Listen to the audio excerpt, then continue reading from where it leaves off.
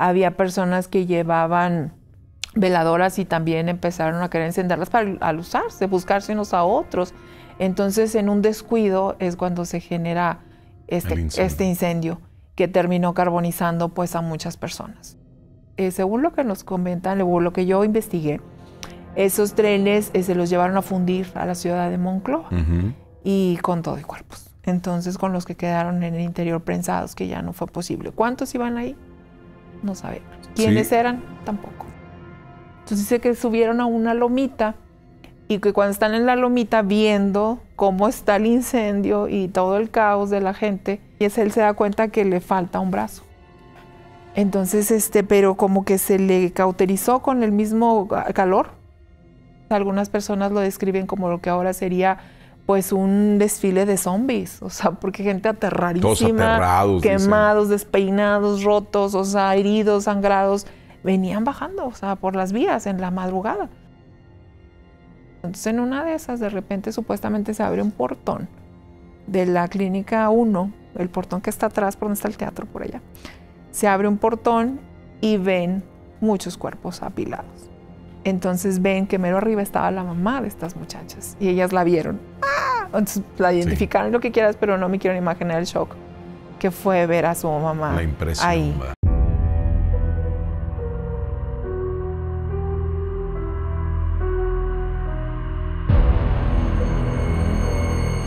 Para nuestra ciudad hay historias que aún no se olvidan, aunque hayan pasado más de 50 años, como en cualquier lugar. Ha habido tragedias, y una de las más importantes de esa tragedia es la famosa del tren peregrino. Un tren que venía desde Real de 14, después de la fiesta en San Francisco de Asís, donde cuentan las abuelas que vecindades se quedaron vacías, se desaparecieron familias completas. Son, créame, muchas historias. El día de hoy me acompaña la licenciada Anapati García, quien hizo una exhaustiva investigación sobre el trenazo de Puente Moreno. Mi nombre es Santiago Segovia, investigador paranormal. Bienvenidos a Contadores de Historias. Anapati, bienvenida. Un gusto que estés aquí. Un honor compartir de nuevo contigo tiempo y espacio. Siempre es un gusto coincidir con un profesional como tú, que siempre tomas estos temas muy en serio y pues siempre es un deleite compartir. Muchísimas gracias, Anapati. Muchos años de conocernos, también locutora de radio ella. Acaban de publicar un libro que se llama Voces del Tren Peregrino. Así es. Yo le preguntaba a Anapati, bueno, ¿de qué trata esta historia? Dice, esta historia surge después de muchos años de investigación, porque hay muchas anécdotas, Anapati, sobre esa tragedia, esa noche del 5 de octubre de 1972 en Puente Moreno. Así es. Un tren que venía ingobernable, que ya tenían la orden de descarrilarlo entrando a la ciudad, que era en Landín, porque ahí había descarriladores. Así es. Desafortunadamente, pues vuelca en una de las curvas de Puente Moreno. Se hablaba en cifras oficiales en aquellos años que daba la presidencia de la República, que eran 200 y cacho de muertos. La gente habla de más de 1000 muertos. Y hay muchas anécdotas, muchas historias, Anapati, que la gente sufrió esa noche, que vivió todos esos días, que imagino que se cancelaron clases, escuelas, por todo el mundo andar buscando. ¿Por qué te dio de investigar esto, Anapati? No sé, a lo mejor dije, Anapati va a escribir una historia de amor, un libro de amor, pero no, sino fue este libro. Así es, bueno, aquí lo tengo en mis manos, te lo presento con mucho gusto. De hecho, este ejemplar es para ti. Muchas gracias. Te lo voy a entregar en un ratito más. Este libro surge, esta idea hace aproximadamente 20 años, pero la historia para mí era algo común, era algo normal, hasta cierto punto natural. ¿Por qué? Porque yo crecí en el barrio de la Bella Vista. en el barrio del Ojo de Agua, en donde ciertamente se perdieron muchas personas. Entonces, además, el día 5 de octubre de 1972, que fue el día de la tragedia, esa noche, horas antes nació mi hermano mayor. Entonces, mi mamá estaba en el hospital, acababa de dar a luz cuando ocurre todo este caos. Entonces, ella tenía horas de haber tenido a su primer hijo, ella estaba tranquilamente en su habitación, de repente le llevan al bebé y le dicen no lo suelte, y empieza el caos, las sirenas, mi mamá no sabía qué pasaba. Entonces, esa es una historia que siempre se contó en mi casa, que mi hermano nació el día del trenazo. Pero yo decía, ¿qué es el trenazo? Entonces, para mí era... la angustia de tu mamá, ¿no? Claro. O sea, ¿qué está pasando? Ver enfermeras, doctores corriendo, las ambulancias que yo siempre he dicho que en aquellos años, cuando uno estaba más chico, escuchabas una ambulancia y te asomabas. ¿Qué pasó? ¿Y qué pasaría? Salían la señora, ¿y qué pasaría? Sí. Ya escuchar muchas ambulancias, pues ya te imaginas, oye, ¿qué fue? Cierto. Y en la actualidad, pues escuchamos ambulancias de patrullas y ya como que ya nos acostumbramos. Como que ya no nos asusta ni nos sorprende. Pero en ese tiempo... Me imagino a tu mamá ahí en la habitación. Aparte era medianoche y de pronto se interrumpe la paz de los años 70. Saltillo era una ciudad extremadamente tranquila. Era una ciudad pequeña todavía. Lo último que había era justamente las últimas calles de la colonia Bellavista. Estaba Landín, La Guayulera, los límites ya. Entonces, la verdad es de que cuando eso sucede, pues mi mamá dice que incluso la bajan de su cama y termina en un pasillo esperando sentada. Hasta que al día siguiente mi papá pudo sacarla de ahí. Pero también fue muy difícil para que mi papá pudiera sacarla al hospital porque de verdad había un caos tremendo. Entonces... que no había, oye, ven por mí, nada. Nada, y nadie le daba información. Entonces, esa historia la escuché muchas veces, pero para mí no tenía un sentido que era el trenazo. No lo tenía tan claro, era muy pequeña. Pero era algo común porque cada año... nos platicaban muchas anécdotas, vecinos que decían, yo perdí a mamá, yo perdí a mis hijos, yo perdí a mis papás, a mis abuelos. Mi abuelita yo la escuchaba decir que se habían perdido, que había funerales en todos lados, que fue una noche muy fuerte, muy, muy intensa. Entonces fue una historia que escuché, digo, desde niña y ya lo tomaba yo con naturalidad. Pasaron los años y yo estudio Ciencias de la Comunicación. Me hago periodista, con el tiempo voy a dar a trabajar a periódicos. Mi primera experiencia en un periódico de la localidad fue en el periódico Palabra. Entonces, bueno, estuve primero en Espacio 4, luego voy a Palabra, y era común que cada año en cada uno de los periódicos en los que colaboré nos pedían a sacar algún reportaje.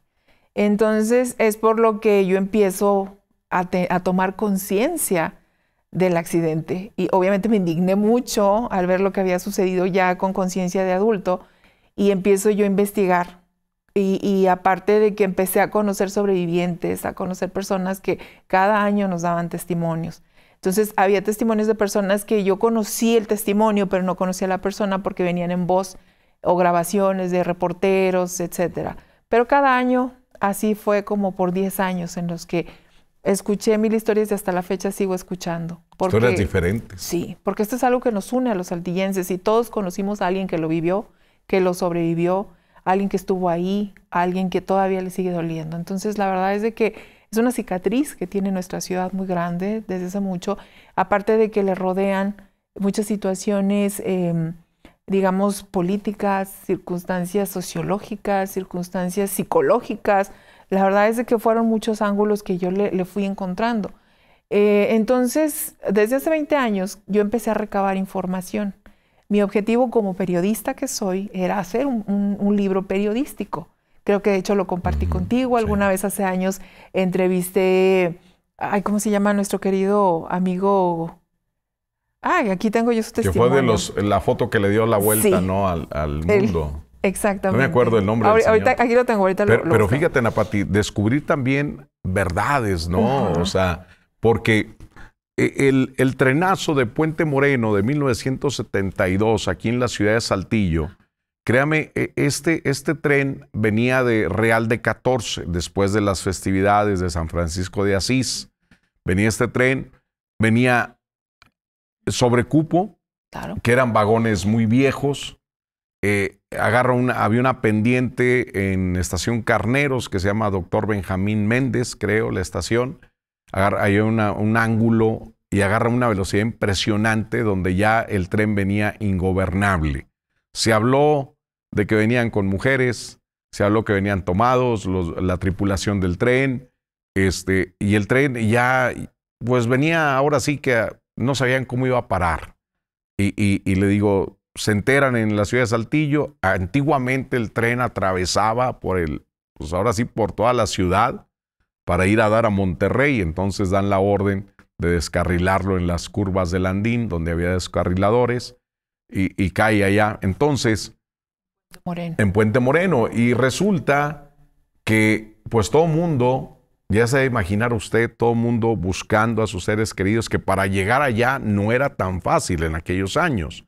Entonces, hay muchas historias, hay muchísimas historias, personas que a veces llegaban y decían, pues, oye, no, es que ese cinto era el de mi papá. Ah, pues ese es su papá, lléveselo. Entonces te digo, esta investigación periodística te sirvió también para descubrir muchas verdades, ¿no? Exacto, pero también muchas mentiras. Porque esta situación fue tan complicada, porque efectivamente había una responsabilidad de parte de Ferrocarriles. Sí. Entonces, con el tiempo, te digo, de entre tantos testimonios, Antonio de la Cruz se llama la persona de la que hablamos, que él estuvo ahí, fue uno de los rescatistas voluntarios, los primeros improvisados, que completamente sí. improvisado. Él era un jovencito, era un adolescente, cuando por lo mismo de su físico de estar tan delgadito fue al que le tocó que lo metieran a los vagones a sacar gente. Ese fue uno de sus testimonios. Pero mira, hay algo bien importante que yo fui descubriendo con el tiempo y fue, de verdad, fue circunstancial. Hubo muchas cosas que yo busqué, investigué, pero otras me fueron llegando solas. Por ejemplo, tuve la oportunidad de trabajar con Pepe Castro, que es un grande de la radio que lamentablemente falleció hace poco más de un año. Y Pepe Castro, casualmente, él era mi compañero de trabajo en la radio, y casualmente un día platicando del tema, porque me vio que yo estaba escribiendo algo al respecto, salió el tema y me dijo, yo soy hijo del ferrocarrilero que usualmente conducía ese tren, que por años él fue el que inició esa ruta, pero ese año, dijo, mi padre se negó rotundamente a conducir porque vio las circunstancias. Dijo, no era una ruta habitual, no era una ruta de siempre, era una que armaban cada año con pedacería de los trenes que estaban disponibles. Y ese año en particular, las circunstancias eran muy malas. Y él lo sabía y dijo, no voy a conducir. Se negó completamente a operar esa noche o ese día esa ruta, se fue a otra. Y enviaron a otros maquinistas que no conocían del todo la ruta, que quizá habían sido auxiliares en algún otro momento. No eran expertos en esa ruta porque no era una ruta fija, nada más la hacían cada año con lo que podían. Me dijo, esa fue la primera circunstancia que me comentó que yo no sabía ese dato. Después, él mismo, Pepe Castro, me dijo, él era psicólogo y era conductor y muchas cosas, pero él en su etapa de psicólogo, cuando él era estudiante, que empezó sus primeros prácticas para trabajar, lo mandaron al penal. Entonces a él le tocó hablar, todavía estaban encarcelados la tripulación, la gente del tren, entonces tuvo la oportunidad de hablar con ellos de igual a igual, de escuchar su testimonio, de escuchar qué pasó. Y ellos todos aseguraron que no iban ebrios, que no iban con mujeres. Todo eso se demostró con el tiempo. Y en ese momento me contó de un médico que se negó rotundamente a entregar el parte médico donde decían que iban en estado de ebriedad porque eso era falso. Sí. El testimonio de ellos es que efectivamente desde que se fueron, el tren estaba mal. Y ellos sabían efectivamente que el tren podía descarrilarse. Por eso estaban preparados en Landín para posiblemente desviarlo a donde no tuviera pendientes. Entonces, en este caso, bueno, más bien, pues sí, la bajada. Ahí en Puente Moreno es algo pronunciada, ya venía a una velocidad dicen que de como 120 kilómetros, cuando lo regular eran 60 en ese tramo, ya venía a mucha velocidad, más el sobrecupo. Estamos hablando de que eran 22 vagones en el que venían más de 1000 personas. Entonces, según los datos oficiales, de acuerdo a lo que yo investigué, a las notas periodísticas de días posteriores del accidente, que había un caos tremendo. Sí. De acuerdo a las declaraciones del alcalde y de quienes pues se supone que estaban en ese momento recabando información.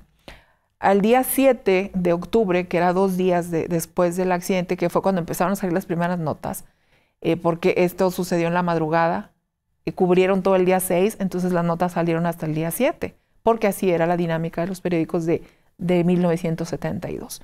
Entonces, por ahí yo, al revisar esas notas, ellos decían, hasta esa fecha reconocían solamente 152 personas sin vida y 1,011 personas lesionadas. Pero la verdad es de que siempre se ha dicho que fueron mucho más las víctimas. Sí. Entonces, que fueron muchos. Entonces, las circunstancias son de que varios vagones quedaron, siempre dicen que quedaron enterrados. No quedaron enterrados. Se descarrilaron y quedaron unos sobre otros en la colisión. Entonces, dicen, según relatan personas que iban en el tren, porque muchos se preguntan por qué se quemó, por qué se creó un infierno en ese choque. Entonces dicen que porque además de cuando se da la colisión, todos quedan a oscuras y en personas empiezan a encender cerillos. Y había derrame de combustibles, había gente que, aparte todo flamable, había personas que llevaban veladoras y también empezaron a querer encenderlas para alusarse, buscarse unos a otros.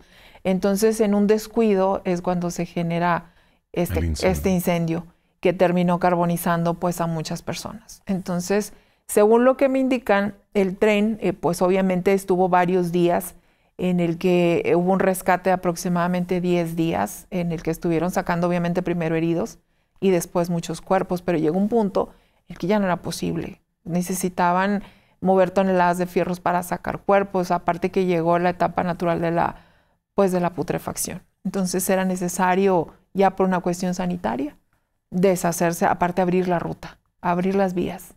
Tenían que hacerlo. Entonces, según lo que nos comentan, o lo que yo investigué, esos trenes se los llevaron a fundir a la ciudad de Monclova y con todo y cuerpos. Entonces, con los que quedaron en el interior prensados, que ya no fue posible. ¿Cuántos iban ahí?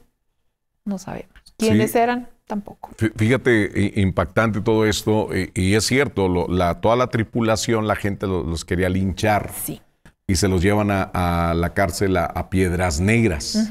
Porque a ellos prácticamente no les pasó nada. Al ver la situación, saltaron. Sí. Por eso ellos no quedaron muertos ni heridos. Por ejemplo, uno de los de la tripulación, que era el famoso garrotero, se cuenta que él ya sabía que venía otro tren. Entonces él corrió hacia toda la vía para frenar el otro, y logró frenarlo, si no, imagínate. Cierto, el que venía lo que hubiera pasado. Que yo ahí fue cuando ya descubrí la importancia. Tú sabes que siempre un ferrocarrilero, oye, algo característico, el reloj. Totalmente. El reloj. Y platicando con don Javier Castañeda, don Javier de Ramos Arizpe, este señor trabajó muchos años en ferrocarriles y dice que los relojes se los llevaban para checarlos, las compañías de los fabricantes de los relojes, para ver si no tenías un minuto atrasado, se adelantaba. Los ponían a tiempo todos juntos. Sí, dice, los calibraban. Exactamente. Esa es la y lo digo, pero ¿por qué tan importante, don Javier, el reloj del ferrocarrilero? Porque es algo característico. Dijo, porque él ya me sacó ahí una fórmula. Dijo, es que si el tren viene a tanto, porque se supone que aquí en México creo que la máxima velocidad son 80 kilómetros. En Estados Unidos sí son 120 kilómetros. Dice, entonces ya con el reloj decías, oye, hacía una pequeña fórmula, don Javier, y decía, entonces quiere decir que en 5 minutos vamos a tener aquí el tren. Es una fórmula de distancia-tiempo. Sí, dice, vamos a tener aquí el tren. Entonces, pero entonces te digo, Ana Pati, y sí, esto yo entrevisté al maquinista que se llevó ese tren a Altos Hornos. Dice, Santiago, olía. Dice, no. Sí. Dice, de hecho, yo llego y lo estaciono en una parte de AMSA y me dijo, no, muévelo más para allá. No vamos a aguantar el olor, llévatelo. Entonces dice, ya lo moví, lo anclaron, porque él hablaba de un sistema de anclas, que ese no se podía mover por nada del mundo. Y dice, y pues ya la fauna se encargó de limpiar esos vagones. Muy triste. Dice. Y eso te llevó a conocer a sobrevivientes, Ana Pati, conocer familias. Sí, Vaya, sobrevivientes aún hay muchos, pero sabes de que quienes realmente estuvieron ahí, quienes salieron de esos fierros y de esos vagones, muchos, la mayoría no quieren hablar. Se creó un trauma muy fuerte, sobre todo porque pues, la mayoría perdieron familia. Pero yo basé mi libro en varios testimonios, justamente de los que más me impactaron. Uno de los protagonistas o el protagonista que abre mi historia, yo lo bauticé como Manuel, pero su nombre real es otro. Okay. Las personas de las que yo usé su historia no coinciden con los nombres por obviamente protección de ellos. Sí. Entonces, algunos que a pesar ya pasaron más de 50 años. Claro, aparte a muchos les perdí la huella. Este señor, él ya no vive, pero en su momento me contó su historia y la de él es muy triste y es con la que yo abro esto, que él me impactó muchísimo, porque él, de entrada, él no quería ir. Era una circunstancia en la que yo hablo del libro, de que muchos iban por tradición, por costumbre, por lealtad al clan familiar. Entonces, era su caso, porque él ni siquiera era creyente. Entonces, de pronto las circunstancias y su madre, que aquí yo cuento también la historia de su mamá, de cómo es que llegan a esa noche o ese día y cómo es la fiesta, la describo, cómo pasaron el día, etc. Porque él así me la describió. Pero cuando sucede el accidente, cuando viene todo este caos, él lo primero que hace es tratar de recuperar a su familia. Iba su esposa, sus 2 hijos gemelos, iba pues otra niña más grandecita. Entonces lo primero que él trata de hacer pues es buscar a sus hijos. Que bueno, así es como la narro yo en el libro, pero él tenía sus hijos y su esposa. Entonces él empieza a buscarlos a ellos y a su mamá que iba en el tren. Entonces se encuentra a su mujer, que era muy pequeñita, muy menudita, y la saca por una ventanilla. Y luego encuentra a la niña y que la niña le faltaba una orejita y pues, la saca y así. Entonces cuando buscan a los bebés, pues se supone que los llevan cargados y se salen. Entonces, cuando ellos ya salen por fin del tren y que se da cuenta que estaba también su hermano y había sacado a la mamá, etcétera, pues ellos dicen que ellos corren hacia un como lomita para obviamente evitar el fuego, porque fue cuando se prende y pues todos empiezan a correr, ¿no? Entonces dice que subieron a una lomita y que cuando están en la lomita viendo cómo está el incendio y todo el caos de la gente, corriendo, gente gritando, gente tratando de ayudar a otros, ponerse a salvo, cuando aún no llegaba nadie, acaba de ocurrir, Sí. y él logró correr a esa lomita. Entonces empiezan ellos a ver y él se da cuenta que le falta un brazo. Entonces, pero como que se le cauterizó con el mismo calor. Dice, seguramente me cayó algo que me cauterizó el brazo, me doy cuenta, pero no me duele. Entonces yo cargo a mis criaturas y pues empezamos de que nos tenemos que ir de aquí. Tenemos que buscar ayuda, a ver, ubícate para dónde está, pues las vías, vamos a seguirlas. Y ven que mucha gente empieza a caminar hacia Saltillo. Entonces algunas personas lo describen como lo que ahora sería pues un desfile de zombies, o sea, porque gente aterradísima, Todos aterrados, quemados, despeinados, rotos, o sea, heridos, sangrados, venían bajando, o sea, por las vías en la madrugada y buscando y tocando en los ejidos y en las casas que estaban por ahí. Entonces, pues ellos empiezan a caminar. Entonces él veía que la gente, pues algunos le abrían paso y pues él seguía, ¿no? Entonces, hasta que ven un vehículo y a él, pues le dan prioridad, lo suben con su familia. Llegan al hospital, que era una clínica de las pocas que había, porque aparte había nada más 4 hospitales en la ciudad. Entonces llegan al hospital y él, cuando ya ve que cargan a su familia y que los empiezan a atender, él se sienta en el suelo, pues derrotado, cansado. Y al momento en el que se sienta en el suelo, se da cuenta que no tiene pies. Cómo caminó, cómo llegó, cómo avanzó. O sea, desde media pantorrilla hacia abajo él no tenía pies. Imagínate cómo impactó eso. Yo este señor lo conocí por una casualidad. Él tenía una tienda. Yo llegué a comprar un agua, pero me llamó la atención que la tienda se llamaba Don Peregrino. Y le pregunté y salió la plática porque estaba lloviendo y me quedé platicando con él. Y yo lo vi que le faltaban sus piernas, estaban ahí de ruedas, un brazo. Pero yo pensé que era una situación de diabetes, qué sé yo. Sí. Pero pues no, cuando me empezó a contar me quedé muy impactada. Te digo, Y esa fue la historia de él. Después la enlacé con otras historias de otras personas que me fueron contando cómo era el Saltillo de esos tiempos, cómo perdieron familia. A mí otra cosa que me impactó mucho fue que yo no sabía también este dato porque la vida me llevó hacia una persona que se dedicaba a construir los ataúdes en ese tiempo. Y dice, imagínate cuando nos piden 500 ataúdes de un día para otro. Obviamente no había. Y pedirlos fuera, pues no llegaban. No había modo de trasladar cientos de ataúdes. Entonces la gente empezó a velar a sus familiares. Qué triste, pero así fue, como si fueran animalitos. Simplemente los envolvían en una sábana y les ponían cal. Y a muchos los sepultaron así porque no había ataúdes, no había flores, no había manera de despedirlos como hubieran querido. No había esa capacidad ni para el equipo de rescate. No. Porque dicen que estaba Sifunza y eran los únicos que tenían equipos de corte y pues tráetelos. Solo había una ambulancia, solo había, me parece que en ese tiempo 4 socorristas en toda la ciudad. Porque ¿qué atendían? Rara vez algún atropellado, un caído, no sé, cualquier persona. Entonces no era algo común. Saltillo era extremadamente tranquilo. Incluso hay personas que a mí me gusta mucho que dicen que en esos años el ritmo de la ciudad se movía al mismo ritmo que suena una canción de la rondalla de Saltillo. Entonces, algo tranquilo. O así de suave, que era el ritmo de Saltillo en ese tiempo. Pero fíjate que existen las anécdotas, por ejemplo, de esta persona que sobrevivió, de Manuel, que sobrevivió.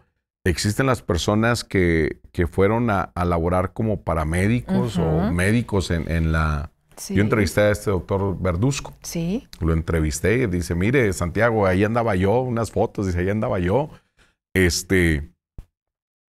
Otra de las situaciones es, por ejemplo, las personas que no estuvieron en el accidente, pero me acordé ahorita que decías de los ataúdes. Me decía una señora, dice, yo era una jovencita, Santiago, trabajaba en una funeraria y me pusieron a entregar así como que hacer las actas.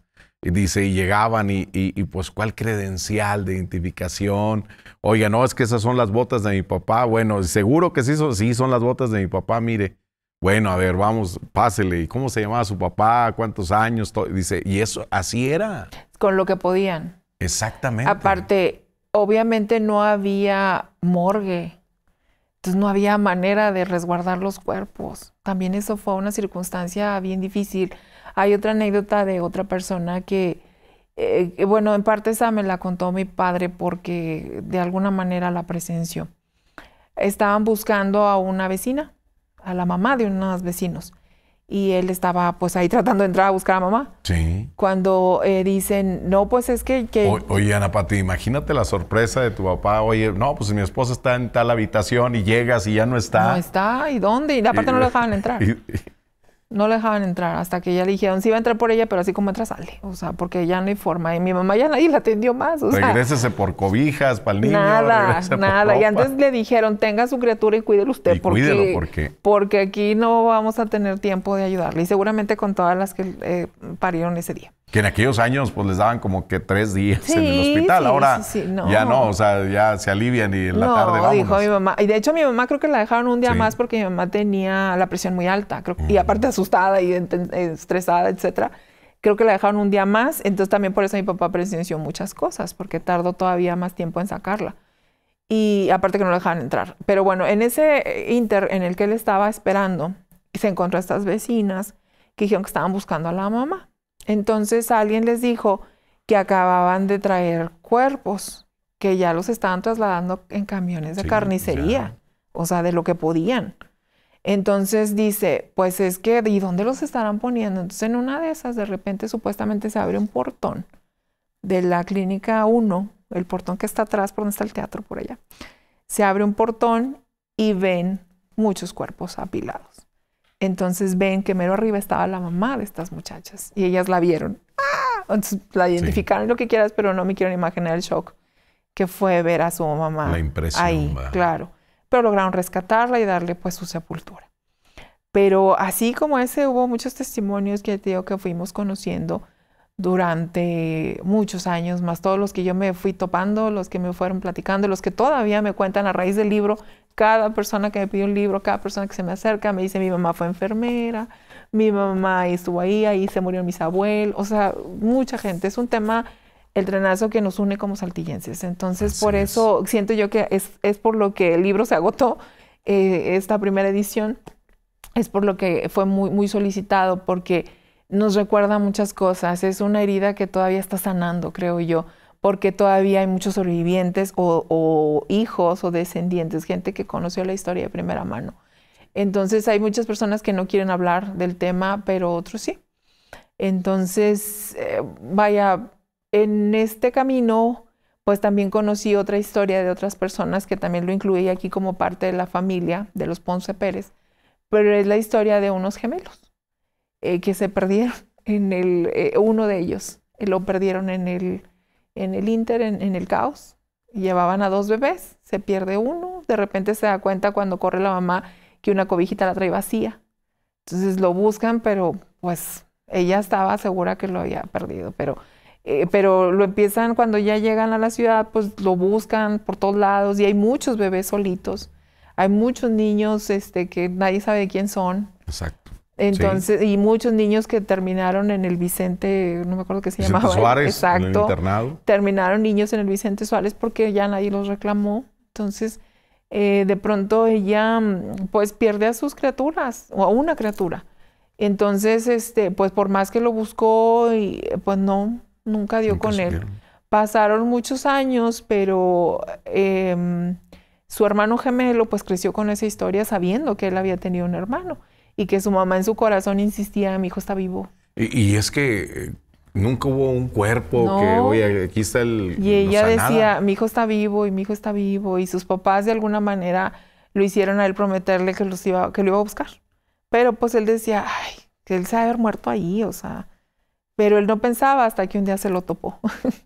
Y como lo reconoció, es igual a mí. Entonces se reencontraron. En otra ciudad. ¿En otra ciudad? En otra ciudad. ¿Y cómo llegó Pues este niño, ¿cómo se fue? Se lo llevaron a Monterrey. Una señora que también perdió a su hijo, vio al niño tirado, creyó que era el suyo y se lo llevó. Entonces ya entre el caos y todo pasan las horas, ella intenta devolverlo y buscar el suyo, pasan los días y mejor se lo lleva. Y su esposo y ella deciden hacerlo pasar por su propio hijo, con sus papeles, los papeles que tenía su hijo, porque eran más o menos de la misma edad. Eran unos bebés de 5 meses. Nombre y todo.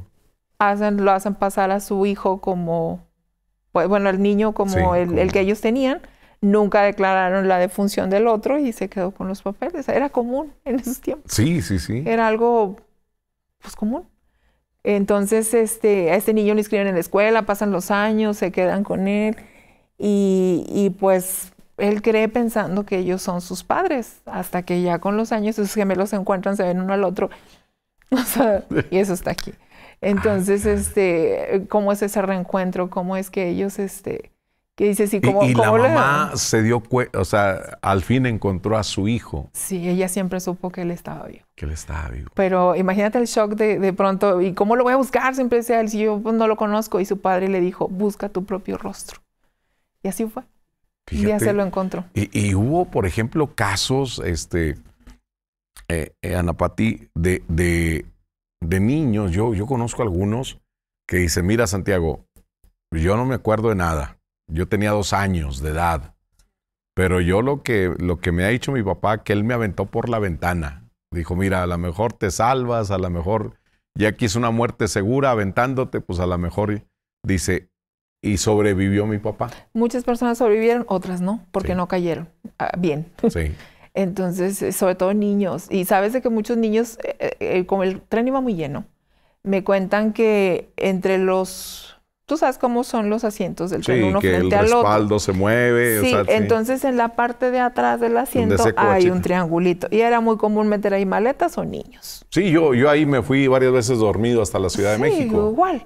Poner una cobija y estaba bien a todo. Bien a gusto. Aparte, el tren te arrullaba. Pero pues no. Sí, entonces también es cierto eso. Me cuentan algunas personas que vivían acá en el sur de la ciudad, decidieron irse a otro sector porque no soportan el ruido del tren.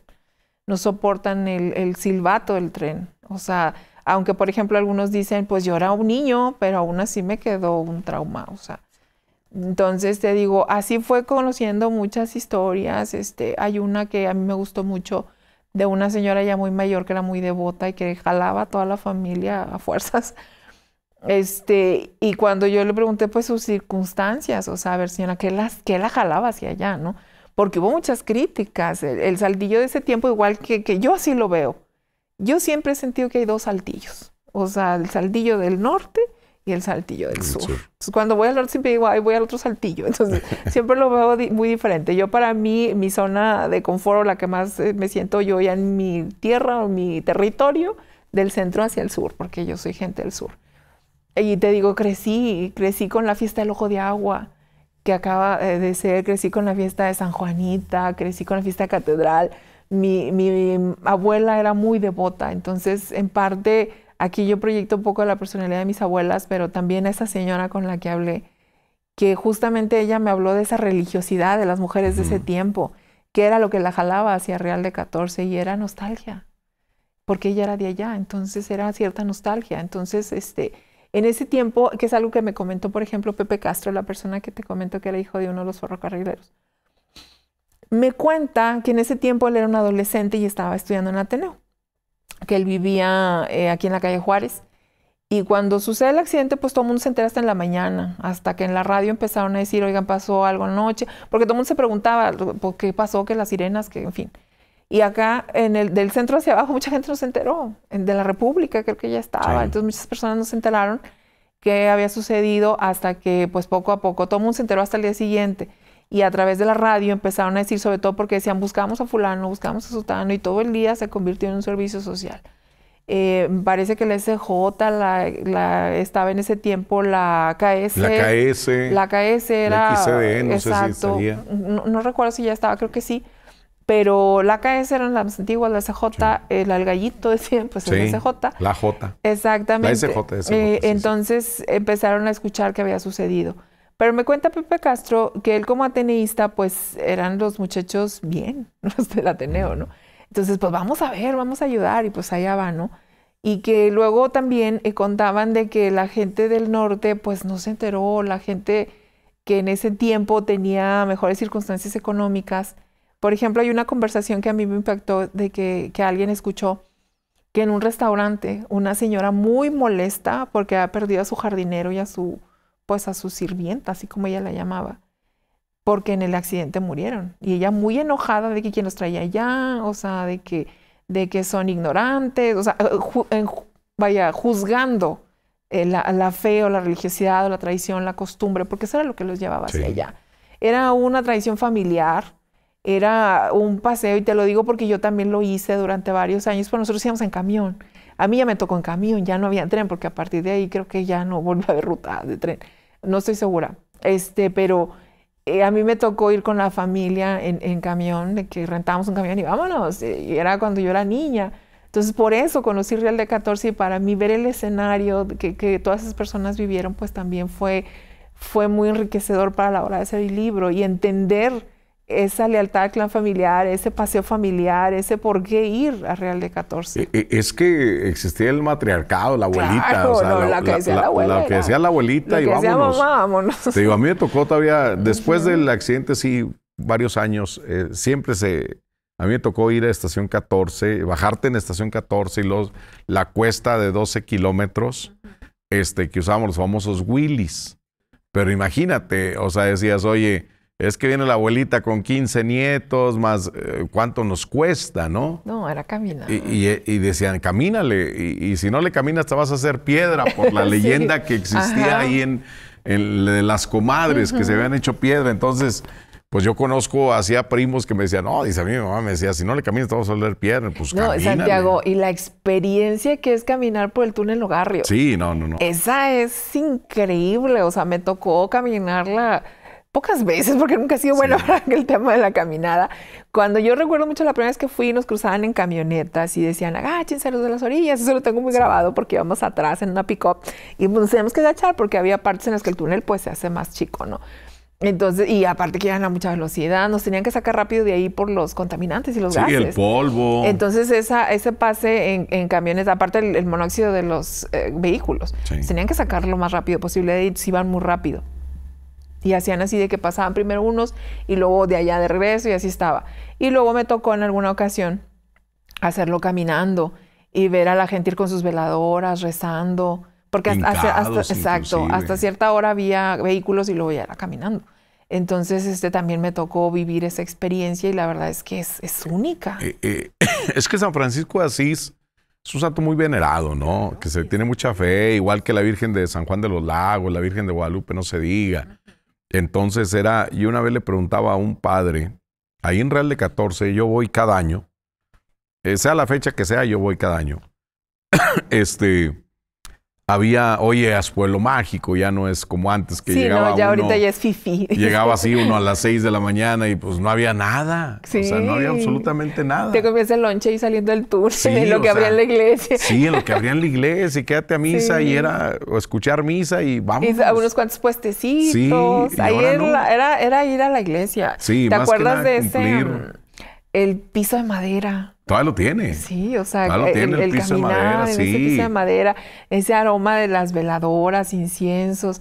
Y fíjate que dentro de la historia aquí también varias personas insisten y juran y dan fe y palabra de esa dichosa aparición de San Francisco durante el rescate. Bueno, unos dicen que antes de salir, que un viejito les decía, hey, no se suban, no se vayan y no se vayan.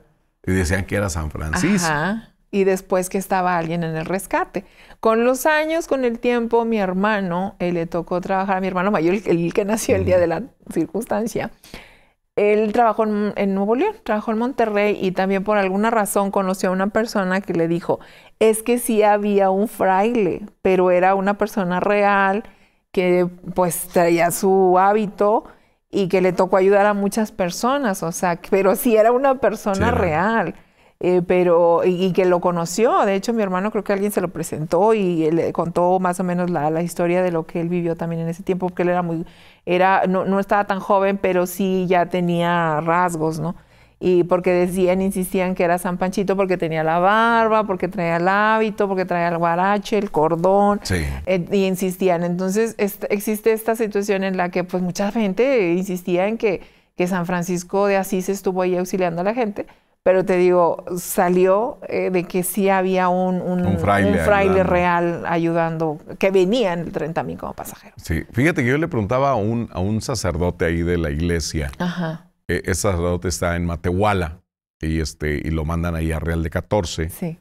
Entonces, le decía, padre, ¿cuál será el milagro más grande de San Francisco? Dijo, el de no dejar morir este pueblo que después de la minería se quedó sin nada. Cierto. O sea, dice, él ha mantenido todo este pueblo durante todos esos años. Y sí, y como decíamos, Ana Pati, era pues una ciudad pequeña. El señor que hacía los ataúdes, que decía, oye, pues no teníamos la capacidad para hacer tantos. De un día para otro me pides 500, pues no. O sea, no tenían esa capacidad. Otra cosa también, yo supe de familias que decían, oye, pues quiero ver a mi tía por última vez. Y luego la destapaban y decían, oye, mi tía no Mejor no. No, decían, mi tía no tenía dientes de oro. Y a la que estaban velando sí tenía dientes de oro. Entonces hubo muchos casos porque te digo, muchas veces la identificación era de que no, mire, es que el cinto es del que sabe mi papá. Ah, bueno, seguro que sí, pues lleve. Que por la camisa, que por la chamarra, por el reloj, dice, así lo reconocían. Y también yo me acuerdo por ejemplo, este gran trabajo que hiciste de investigación, cómo te vas enlazando, te lleves como eslabón de cadenas, ¿no? Exacto. Te vas llevando. Yo me acuerdo que una vez llegó un señor ahí a Puente Moreno y me dijo, no, es que los primeros que llegaron fueron los soldados. Y dije, no hay un reporte de soldados. No. Pero él decía, es que yo los vi. Y no, el señor sí me está diciendo una gran verdad. No eran soldados, pero eran los de la Universidad Antonio Narro, que era militarizada en ese tiempo. Dije, el señor tenía razón. Sí, porque empezaron a llegar personas, primero llegaron al Álamo Sí. Ahí, y después empezaron a llegar a la Narro y los muchachos que estaban en el internado, que ciertamente era militarizado, por eso creían que eran soldados, pero en realidad los soldados llegaron hasta horas después. Exactamente. Porque de hecho, no sé si aquí había zona militar ya entonces, creo que no. Creo que llegaron, venían de otra parte. Pero, por ejemplo, bomberos, creo que nada más había la Harvester, pero eran como 6. Sí, claro. Entonces, y nada más había un solo camión de bomberos. O sea, no había una capacidad de respuesta, no había ningún tipo de experiencia en ese sentido. De hecho, a partir de ahí fue que se crean las áreas de protección civil municipal, en la que pues buscas de alguna manera la prevención. Es cuando se crea ya también pues más voluntarios de Cruz Roja. A partir de ahí muchos se quedaron como voluntarios, entonces, y que ya formaron parte de la historia. Hay muchos testimonios de muchas personas que de hecho parte de este libro es rendir un homenaje a los sobrevivientes, pero también a los voluntarios, a los rescatistas, porque se la rifaron, o sea, días enteros, muchos sin comer. Mira, Santiago, ahorita te voy a enseñar algo que yo encontré y lo encontré recién, ahora que iba a presentar el libro, algo que yo nunca había visto. Yo he visto miles de periódicos, de fotografías, de relatos, de historias para poder llegar a esto, pero yo nunca había visto un video, nunca había visto una película, nunca había visto nada en movimiento. Y lo encontré en un periódico de Inglaterra. Al parecer es una película, es una filmación de algo más grande, pero yo lo encontré en un portal y son unos segundos, son como 30 segundos, es poquito, y yo mandé un correo porque creo que compras el material completo, pero la verdad es que he estado insistiendo al correo que viene ahí y no he conseguido que me respondan. Una respuesta. Porque creo que te lo venden en diferentes formatos, o sea, eso es nada más como un tráiler, como una probadita. Sí. Pero yo nunca había visto una película y la verdad es que ver en movimiento la situación, ver los trenes reales, ver las caras de las personas, ver al Padre Salvador de San Juanita dando bendiciones y santos óleos ahí, es muy impactante. Entonces, este video mi hermano se lo mostró al señor Rito, que es uno de los socorristas sobrevivientes, y fue volver a vivir. Incluso le dio los nombres de las personas que están en el video haciendo los rescates, quiénes son los que llevan a la persona en una camilla. Pero para mí fue muy impactante. Ahorita con gusto te lo comparto, ese fragmento chiquito, pero es el único que he visto y al parecer es en formato de cine. Aparte también me consiguieron o me mostraron también una fotografía aérea que se publicó en el periódico Le Monde en Francia. O sea, este accidente fue a nivel internacional, o sea, porque está considerado, de hecho, hasta la fecha, como el accidente ferroviario más fuerte, más grave de Latinoamérica. Ocurrió aquí en Saltillo, sí. Digo, para quienes, yo sé que tienes público internacional, a quienes obviamente les enviamos saludos desde Saltillo, Coahuila, México, que bueno, somos un estado que estamos muy cerca de la frontera con Estados Unidos. Para quienes no nos ubican, y aquí es en donde ocurrió esa situación que tuvo eco a nivel mundial. O sea, con el paso de los días empieza a llegar prensa de la Ciudad de México, empieza a llegar pues prensa de Estados Unidos, corresponsales que de esos periódicos eran corresponsales que estaban en la Ciudad de México, empiezan a llegar. Obviamente llegaron las personas de la empresa ferroviaria, llegan, no sé, ¿has tenido oportunidad de platicar con el alcalde, con don Arturo Berrueto? Todavía vive. No, fíjate. Todavía vive y me gustaría mucho... He platicado con algunos ferrocarrileros. Me gustaría mucho si pudieras conseguir su versión, porque yo no pude. Entonces, ojalá que por diferentes circunstancias no pude yo platicar con él, pero que te cuente, porque él era muy joven cuando él era alcalde y cuando sucedió esta situación. Entonces, obviamente, él estaba en su papel. Eran otros tiempos y aparte... La federación, la empresa, pues obviamente taparon muchas cosas. ¿Pero por qué pasa esto? Porque también hubo corrupción de parte de la población.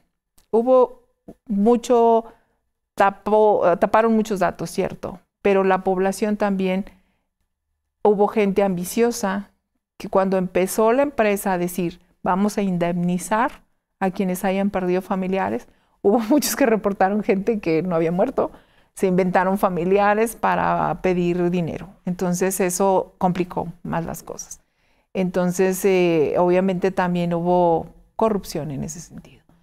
Pero también sí hubo muchas personas que ni se enteraron que hubo indemnizaciones. porque estaban obviamente en su propio dolor, otros ni siquiera sobrevivieron, Sí, o sea, familias enteras que se fueron. de hecho, yo me acuerdo que en una de las publicaciones hay un periodista, creo que venía de la Ciudad de México, no sé de qué periódico, era un periódico importante a nivel nacional. Él tenía una cifra exacta, porque él estaba ahí, a ver, ¿cuántos muertos? Y él sacó. Llega a Gobernación y le dicen, ¿sabes qué? Ya bájale a tus muertitos. ¿Sí? Entonces dicen, él es el único que sabía exactamente cuántos muertos hubo en esa, y dice, ese secreto se lo llevó a la tumba. Sí, porque sabes de que también en este libro también hago un reconocimiento a los periodistas. Uno de mis personajes es un periodista que él cuenta cómo lo vivió, cómo eran las circunstancias en ese tiempo para los periodistas.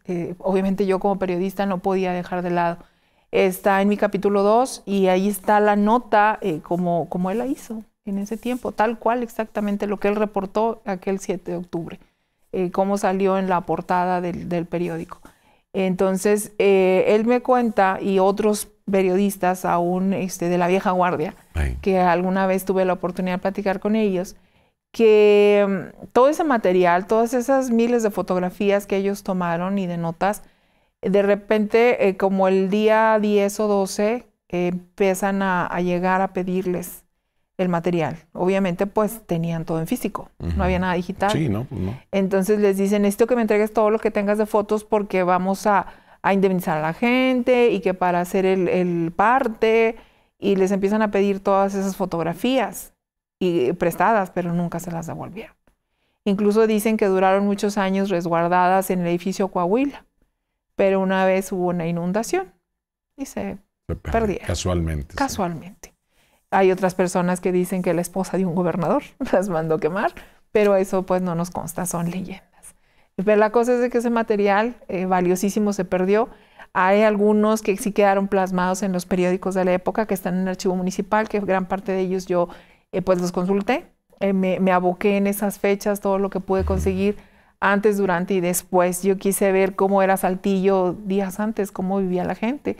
En ese tiempo, en pleno, pues estaba empezando el mes de octubre, era 5, acaba de pasar, tenían muy reciente todavía el tema de lo del 68, había todavía algunos pues, movimientos estudiantiles, muchos muchachos de aquí de Saltillo vivían en la Ciudad de México, estudiaban allá, también estaban en un proceso de votaciones, había elecciones, estaba la campaña electoral, por eso también frenaron mucha información.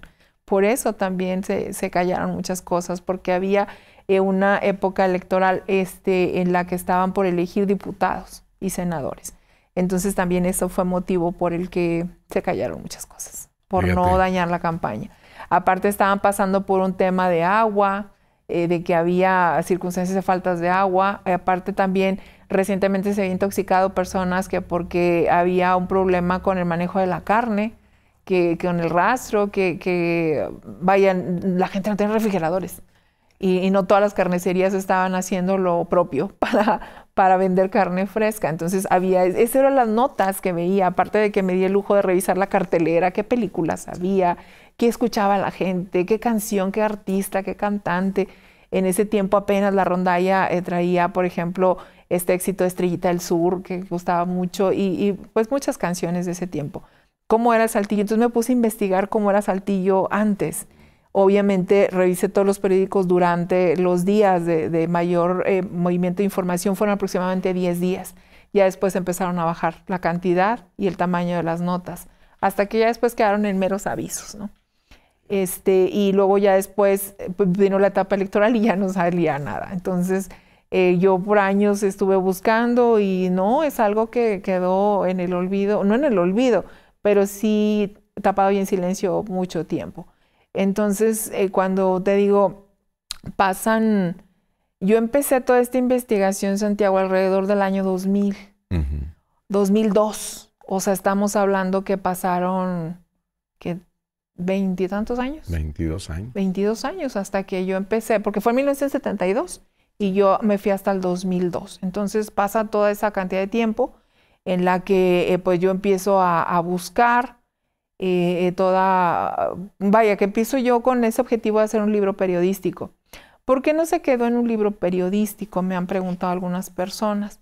Porque yo como periodista no me sentía conforme, no me sentía satisfecha con las cifras, porque para mí el periodismo es algo extremadamente serio. Entonces yo decía, si no voy a tener el dato real, no lo voy a tomar como un dato real.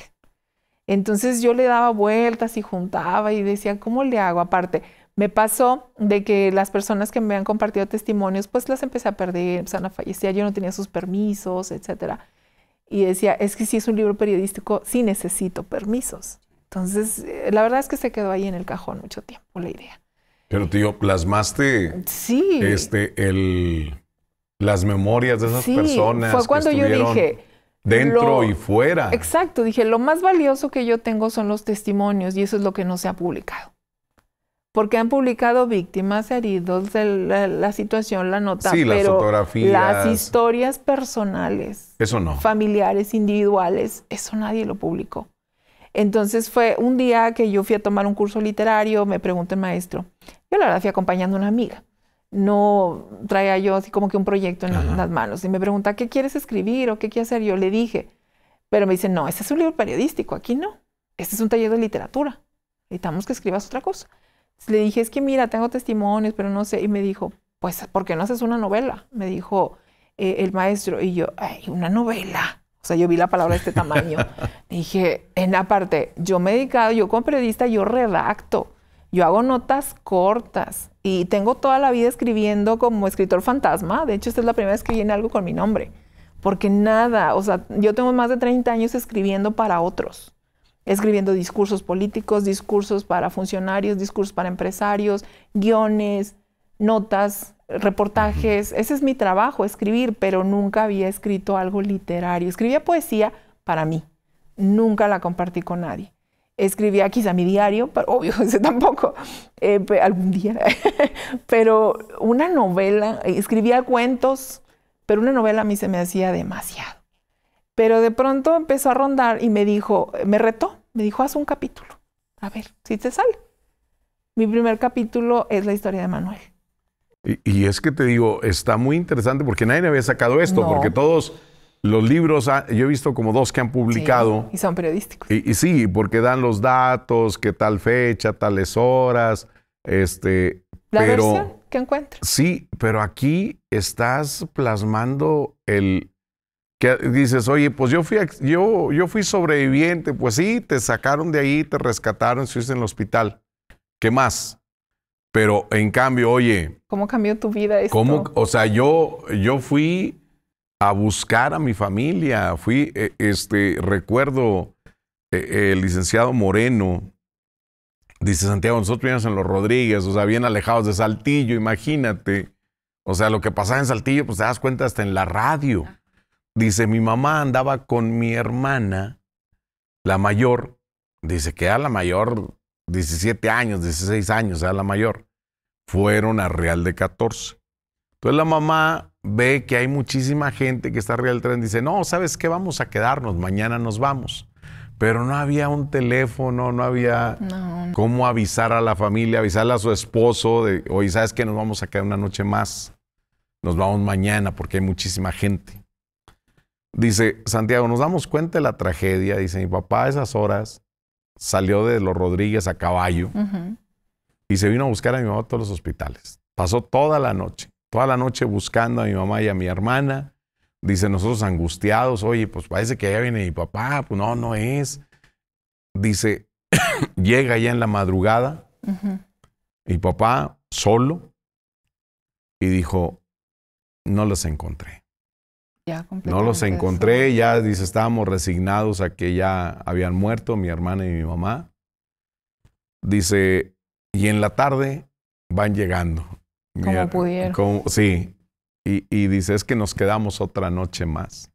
Pero dice, la angustia de todos. O sea, no venían en el tren. No venían, se vinieron un día después. Pasó eso, cierto. Pero cómo avisar, cómo decir, oye, no, voy mañana, Sí, no había porque manera. la gente real tampoco está enterada del accidente. No, también se enteró días después. Sí, entonces te digo, pero este libro está muy padre, Voces del Tren Peregrino. Así es. Porque realmente son testimonios de la gente. Sí, porque los libros o las notas periodísticas no me iban a platicar lo que estas personas sí me platicaron. Ellos me dijeron a qué olía, a carne quemada, Sí. a veladora, a combustible, cómo se oía. Fíjate que decía... Cómo se escuchaba, cómo se sentía el frío de la noche. Entonces eso, la verdad, vale mucho. A mí me decía un joven, que ya es señor ahorita, Ajá. de andar sobre los 70 años. Me dijo, Santiago, mi tío trabajaba en el seguro. Dijo, y pasó en una camioneta. Dijo, vente, vámonos al trenazo para que me ayudes porque llevo lonches para que coma la gente. Dijo, Santiago, olía a carne asada. Sí. Quemada. Dijo, nadie quería comer. No. Dijo, nadie. No, y después ese olor se transformó en, pues, en Sí. putrefacción. Pero te digo, y es cierto lo que dices. Si hubiera hecho un libro periodístico, No me pues iba a hubiera decir sido eso. uno más. Con datos, fotografías. Ese libro no me habría hablado del frío de la noche. No me habría dicho cómo se sentía caminar entre las piedras, sin zapatos, porque no los encontraron. Fue lo primero que perdieron todo el mundo. El Venían señor que perdió descalzos, los pies. hasta los pies, y no se dio cuenta. Porque es probable que también se le haya cauterizado la herida. Adrenalina. Seguramente ¿no? le cayó algún fierro caliente que le cortó todo, y él no se dio cuenta. Él lo único que quería era poner a salvo a su familia. Entonces es impresionante. Y a él le quedó un trauma psicológico muy fuerte. Y una rabia tremenda, un arrepentimiento haber ido y un coraje porque perdió al hijo, perdió familia, perdió muchas cosas en ese viaje. Entonces es lo que plasmo aquí, el después. Porque el accidente duró segundos, minutos. Pero hubo personas que vivieron con ese dolor y esa herida y toda la vida. Les cambió la vida a miles de personas. Iban más de 1000 personas, 2000 personas en el tren. Fíjate, y esa historia que la señora dijo, mi hijo está vivo. Que después de no sé cuántos años... Yo sé que está vivo, yo lo sé, mi corazón me dice que está vivo. Pero hubo casos... Sí. Yo me acuerdo me habla una señora que dice, yo era una joven, Santiago, era una niña, y ya ves que enfrente de donde cae, se descarrila el tren, hay como una loma, un cerrito que está ahí entre el monte. Sí. Dice, pues ahí estábamos, Santiago. Que muchas fotografías de ahí se tomaron. Dijo, ahí estábamos, nos faltaba un tío, un hermano de mi mamá, nos faltaba. Dice, no sé qué pasó, Santiago, no sé. Dice, pero esa imagen nunca se me va a olvidar, como decíamos, de esos traumas. Jamás se me va a olvidar. ¿Cuál fue? Ver cómo su tío sale por una ventana del tren, corriendo, gritando como loco, totalmente desnudo. Subió al monte, nunca lo encontramos. Dijo, jamás lo volvimos a ver. Mi papá se fue detrás de él, no lo alcanzó. Dijo, pasamos días, semanas. Oye, a lo mejor se fue a tal rancho, tal ejido, agarró la carretera. Jamás supimos. ¿Sabes que de hecho, don Antonio de la Cruz nos cuenta, aparte de su testimonio, y aquí lo pongo, el capítulo del testimonio de Antonio de la Cruz se llama El Infierno, porque justamente él describe como rescatista lo que él encontró y vio. Y hay una escena que hasta de alguna manera él la describe, y me lo dijo el doctor Carlos Reyes, historiador, me ampara este libro. Él es quien me hace el prólogo, porque yo le dije, chéqueme que yo no diga barbaridades. Me ayudó el doctor Carlos Recio. Entonces, él lo llama como una escena sublime, porque dentro de toda la circunstancia entra don Antonio de la Cruz a uno de los vagones cuando está tratando de sacar gente y ve a una muchacha preciosa, de piel muy blanca, que dice que hasta resplandecía porque había luna, había luz de luna. Entonces que resplandecía su piel por como que le entraba un rayo de luna y ella estaba completamente desnuda y se veía muy blanca su piel y que muy bella, y él vio cómo empezó a quemarse su carne. Y ya no la pudo rescatar, y ya estaba atrapada, ya estaba muerta. Entonces dice don Antonio, que yo lo plasmo aquí, que era como ver un ángel caer al infierno. Entonces imagínate, o sea, también, y ahora te preguntas, ¿pero por qué estaban desnudos? Porque la ropa en los años 70, si te acuerdas, era de telas muy flamables. Poliéster, pana, que cualquier llamita, ¡fum!, se te deshacía la ropa. Se deshacía la ropa. Era la ropa de moda de esos tiempos. Fue cuando llegaron esos textiles que eran muy flamables. También esa fue una situación por la que muchas personas llegaron sin ropa, porque se les quemó.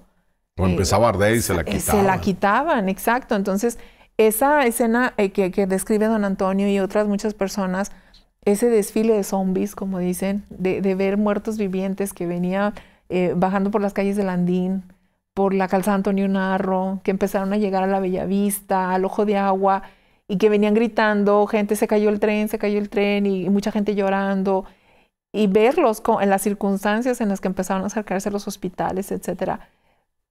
Lo llamaban en ese tiempo, era un término muy común de los periodistas, si te acuerdas de decir escenas dantescas. Era muy común, yo encontré ese adjetivo, lo encontré mucho en las notas de ese tiempo. Entonces, para mí como periodista fue una tremenda experiencia el ver cómo redactaban los periodistas de ese tiempo. Aprendí mucho y se sentía, Santiago. Sí nos reflejaban las notas, el impacto que ellos como testigos tuvieron, porque obviamente ellos estaban acostumbrados a cubrir cosas muy sencillas. Sí, pues lo que no pasaba muchas cosas en la vida. Entonces de pronto se topan con el accidente ferroviario más grande de Latinoamérica, con más de 1000 heridos, con miles de fallecidos, que nunca hubo una cifra real. O sea, te digo, hasta el día 7, la nota que yo encontré es de 152 fallecidos, fue hasta ese momento el dato oficial, pero ya después dijeron que eran más de 220 y algo, pero nunca fue real. Entonces siempre hubo más, pero como te digo, como a muchos pues no había ataúdes, ya ni siquiera hubo actas, porque ya no había ni actas para hacer las actas de defunción. Sí, no te digo que me decía esta señora. Eso fue un caos, ya no hubo ni quien nos reclamara a muchos, entonces fue un caos, fue un caos. Entonces, exacto, la verdad es de que eso es lo que yo trato de platicar aquí. En este libro fue lo que encontré. Te digo, el primer capítulo que hice fue la historia de Manuel, en el momento en el que él descubre que no tiene pies. Entonces, cuando se lo llevo yo a mi maestro y que lo ve, la verdad es que el maestro era rudo. O sea, era de los que te rompía las cosas y ni ese día no me lo criticó. Me dijo, haz un capítulo 2. Y yo me quedé impactada porque dije, no me lo criticó. Cuando a todos se los devolvía, muy mala onda. Y dije, no lo criticó, creo que sí le gustó. Y cuando llega el capítulo, cuando le llevo el capítulo 2 a la siguiente semana de la clase, era la historia del periodista. Pero yo empecé mi nota, no dije, soy un reportero. O sea, yo empecé de lleno con la nota. Y él la vio y no la terminó y me dijo, no, regrésate a los periódicos, tú no sirves para esto. Y yo, pero es que mire, traté de explicarle, no, mejor quédate en el periódico. Mejor haz cuentos, haz otra cosa. Y terminé el taller haciendo cuentos. Y ahí se quedó esa historia. Se quedó guardada hasta el 2020. O sea, pasaron 20 años guardado en USBs, en cajones, ahí estaba. En el 2020, mi mamá pues tuvo un tema de salud importante.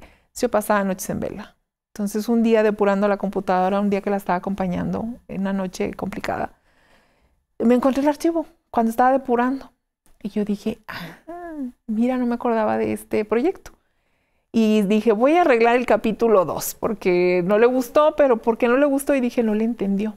No entendió que quien hablaba era un periodista.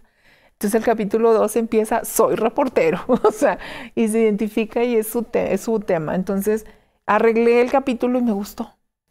Y leí el 1, leí el 2 y dije, ¿y si puedo hacer una novela? Entonces empecé a buscar todas mis notas viejas que yo tenía de muchos testimonios, más muchos que empecé a hacer memoria. Y total, empiezo yo a escribir, pero aún así tenía yo el tema histórico, porque yo decía, no quiero escribir barbaridades. Entonces, cuando ya se pudo, cuando ya fue posible ir al archivo, porque estaba plena pandemia, mi mamá pues le da cáncer en plena pandemia, la situación de salud en los hospitales era muy crítica. Sí. Entonces, cuando ya por fin, al año siguiente, en el 2021, que ya pude ir al archivo municipal, que mi mamá ya estaba mucho mejor, más estable, gracias a Dios mi mamá está mucho, mucho mejor. Ya le vamos ganando. Qué bueno. Entonces vamos bien.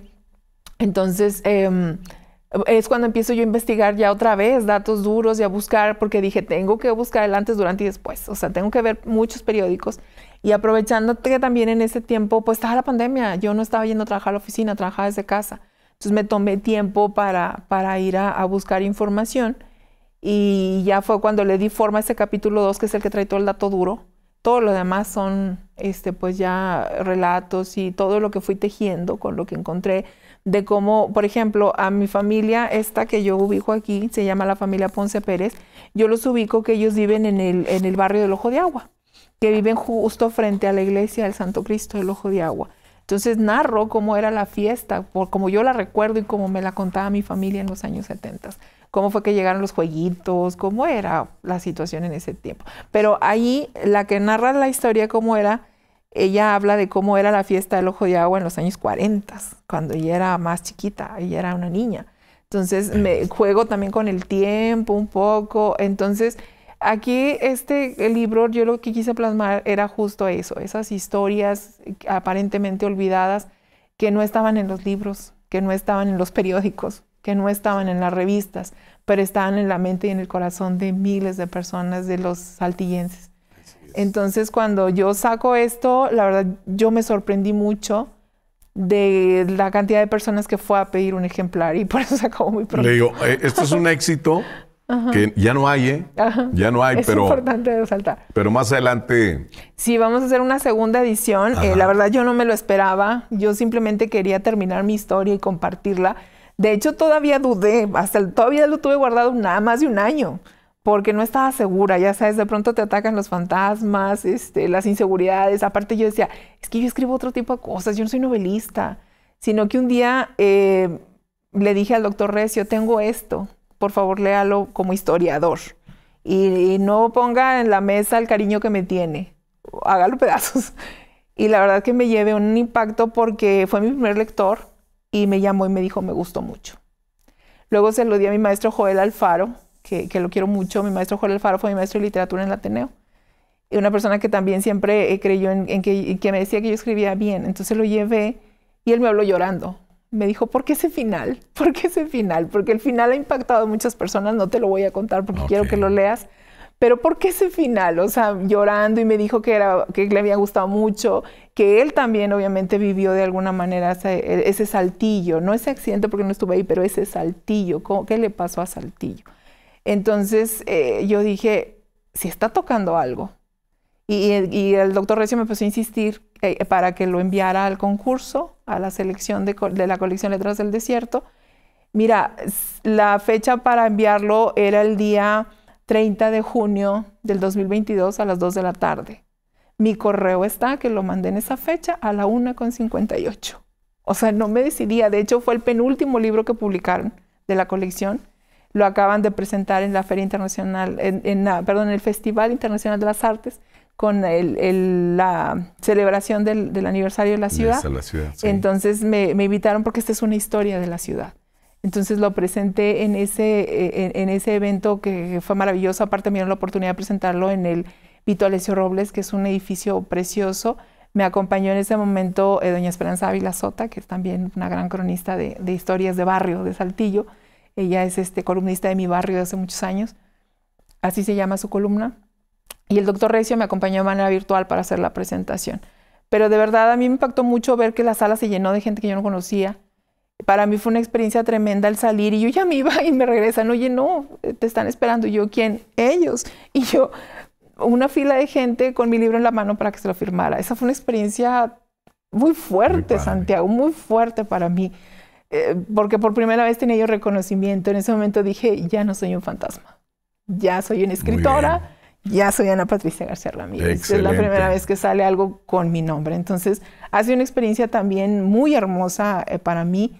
Y te digo, el libro, de momento, creo que todavía hay algunos ejemplares que quizá los entregan en la Feria del Libro, pero sí me dijeron, solo a quien pregunte por él, porque ya no hay. Entonces, porque tienen que asegurar, próximamente va a estar para préstamo en las bibliotecas, en todas las bibliotecas públicas del estado, pero todavía no sé cuándo, quizá como para octubre, noviembre, ya esté disponible. Y hasta dentro de unos meses traigo la intención de hacer una segunda edición, ya para venta, ya con mi sello, mi firma, mi nombre. Y también me han invitado quizá a ponerlo en Amazon. Entonces es probable que también pueda estar disponible de manera digital para quienes están fuera de Saltillo, quienes están en otros países. Quizá podamos compartirles esta historia dentro de unos meses, que ojalá que me permitas la oportunidad de presentarlo cuando así suceda. Claro, Ana Pati. Oye, ¿tus redes sociales, Ana Pati? Mis redes sociales, bueno, tengo varias, pero me encuentran como GR Ana Pati en Facebook, es muy sencillo, ahí me encuentran fácil. Y bueno, actualmente trabajo en Radio Universidad de la Universidad Autónoma de Coahuila. Ahí también, ahí estoy casi todo el día. Entonces ahí me pueden encontrar. Soy una persona que se dedica a la radio, soy una persona todavía de medios y conduzco un noticiero que es parte de mi gran alegría. Sigo trabajando para el gobierno del Estado orgullosamente también. Escribo textos de turismo.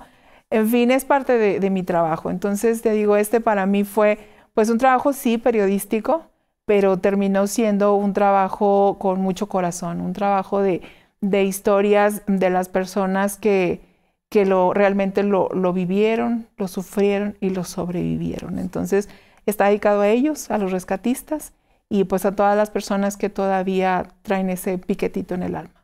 Ana Pati, muchísimas gracias. Al contrario, Santiago, gracias por la oportunidad. Muchísimas gracias.